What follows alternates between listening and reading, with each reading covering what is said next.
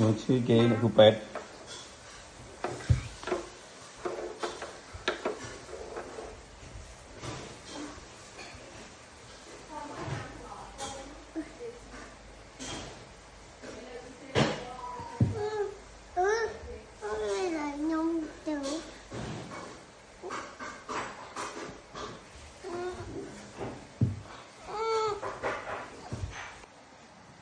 À nó ra không nhậm ẹ nó con á chê không nhậm ẹ ná chỉ tập pet nó chặt nắm á nè nằm lại việc nằm nằm nè nà tiết nằm nà tiết nó không pet mà mới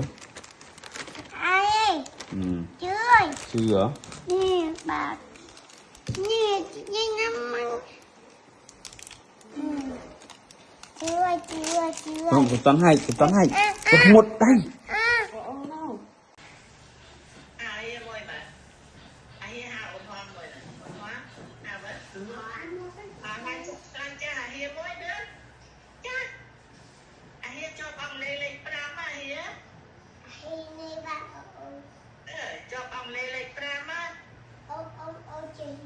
ông chỉ lìa ông cho lên màn chọn lên pi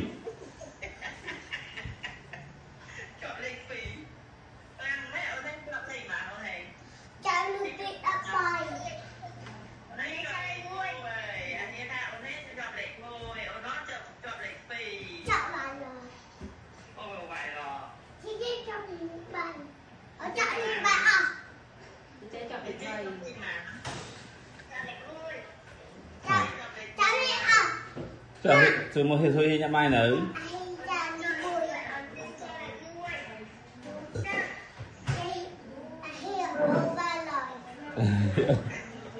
vậy thôi